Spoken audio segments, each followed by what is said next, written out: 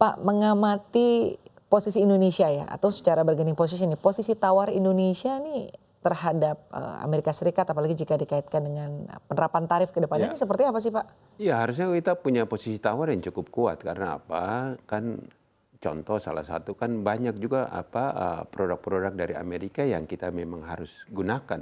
Salah satu adalah misalnya kita merupakan konsumsi cukup besar untuk masalah tahu tempe kan kedelainya kan justru kebanyakan dari sana. Belum lagi juga misalnya terigu kan gandumnya juga dari sana. Tapi kembali lagi misalnya kita kan memproduksi pakaian jadi yang justru membutuhkan kapas. Nah, kapas memang selama ini sebagian besar kan impornya dari China. Tapi kan bisa sebagian kita alihkan ambilnya dari Amerika Serikat.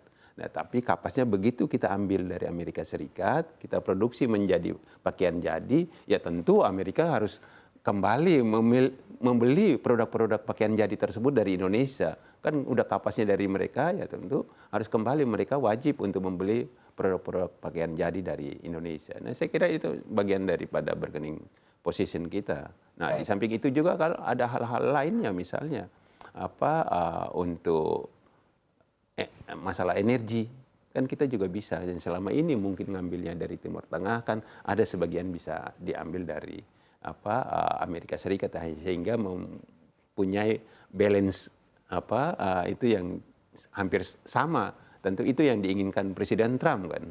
Baik, membahas mengenai bargaining position ya Pak, ini kalau dilihat kan ini juga berkait dengan bagaimana iklim investasi di tanah air ya. Bagaimana artinya kita bisa terus menyerap investasi bukan hanya investasi dari domestik tapi juga Dari investasi luar dari negeri. luar negeri. Nah, Anda melihat Pak apa sebetulnya yang perlu diperbaiki ya ke depannya terkait dengan iklim investasi. Kita tidak memungkiri bahwa pemerintah juga terus berupaya agar iklim investasi di tanah air ini terus berkembang dan juga menarik bagi investor asing. Tapi tanggapan Anda Pak, mungkin ke depannya seperti apa iklim investasi kita bisa terus maju atau diperbaiki? Ya, tentu kan kita berharap bahwa investasi di Indonesia ini setiap tahunnya terus meningkat. Kan dengan investasi kan akan menciptakan penyerapan tenaga kerja dan meningkatkan nilai tambah. Nah, tentu yang paling utama adalah konsistensi daripada kebijakan dalam hal ini kepastian hukum daripada kepastian berusaha. Ini yang tentu yang paling ditunggu-tunggu, yang paling dirasakan oleh para pelaku usaha. Nah, di samping itu juga adalah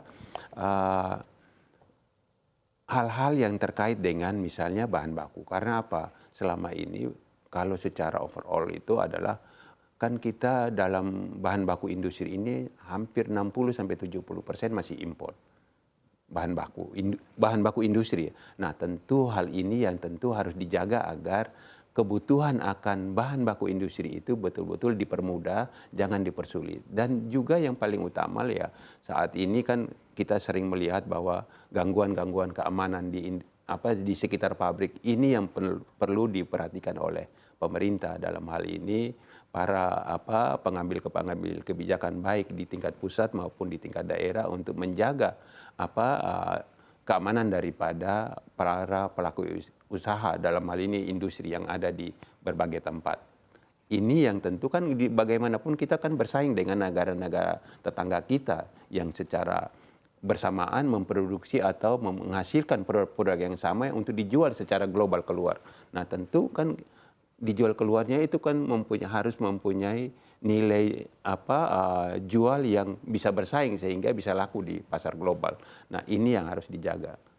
Baik Pak, lalu untuk investasi perusahaan nih Pak ya, bagaimana nasibnya untuk saat ini? Artinya nasib investasi perusahaan BUMN atau swasta yang sudah melakukan R&D untuk meningkatkan TKDN. Ya, betul. Nah, artinya kan dalam hal ini tentu kan baik BUMN maupun swasta kan sudah melakukan TKDN. Kalau ini dihapus kan berarti kan hangus duitnya, hilang begitu saja uangnya. Tentu kan ini harus dijaga agar riset-riset yang telah dilakukan ini betul-betul bisa bermanfaat untuk kebutuhan daripada para pelaku industri dalam rangka untuk meningkatkan daya saingnya maupun nilai mutu daripada produk-produk yang dihasilkan tersebut. Ini yang tentu harus dilakukan agar ya dalam hal ini ya pemerintah harus menjaganya agar betul-betul apa yang telah dilakukan, riset yang R&D yang telah dilakukan ini bisa berkesinambungan dengan industri yang akan menghasilkan produk-produk tersebut. Baik, artinya Anda melihat akan ada dampak yang kurang baik ya Pak Betul, ya, betul. terkait dengan Ya, pelonggaran dari TKDN ini. betul, betul. Ya, saya kira itu, nah maka itu ya dalam hal ini seperti tadi di awal saya katakan bahwa perlu diperseimbangkan antara apa yang sudah ada di dalam negeri dengan yang nanti akan dilakukan importasi terhadap hal-hal yang memang untuk akomodir tuntutan-tuntutan dari beberapa pihak dalam hal ini Amerika misalnya. Tentu ini harus diseimbangkan agar kita tetap menjaga pertumbuhan industri di dalam negeri dalam rangka untuk meningkatkan nilai tambah tersebut. Dan juga meningkatkan daya saing. Daya saing, iya. Betul sekali Pak Saleh. Lalu selanjutnya Pak, selain dari TKDN ini tentunya yang menjadi concern adalah serbuan barang-barang impor. Nah, Bagaimana Anda mengamati serbuan barang-barang impor? Dan sejauh ini Pak, sebetulnya kebijakan-kebijakannya ini apakah sudah cukup tepat untuk bagaimana kita bisa, artinya serbuan barang impor ini tidak mematikan produk-produk dalam negeri? betul. Dalam hal ini apa barang-barang impor dalam hal ini untuk misalnya pakaian jadi yang kita tahu bahwa kan pakaian jadi kita juga di dalam negeri sudah bisa menghasilkan pakaian-pakaian jadi yang apa punya mutu yang cukup baik. Dan tentu ini harus jaga juga serbuan daripada barang-barang impor, terutama yang masuk secara ilegal. Kan kita tahu semua apa bisa mengetahui bahwa banyak produk-produk barang-barang jadi yang membanjiri pasar, contohnya di pasar Tanah Abang itu segala macam. Itu kan masuknya dari mana, apa segala macam, akibatnya apa? Justru mematikan industri-industri di dalam negeri kita. Misalnya para saudara-saudara kita yang para pembatik yang ada di Jawa Tengah maupun di Jawa Barat, ini kan tentu harus dijaga.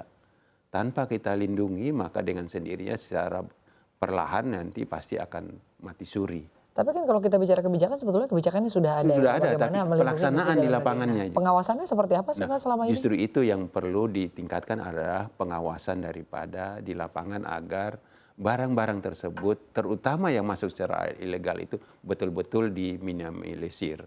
Sehingga ya dengan sendirinya industri dalam negeri kita bisa tumbuh. Tanpa itu ya pasti dengan sendirinya akan sulit untuk kita bisa melawannya.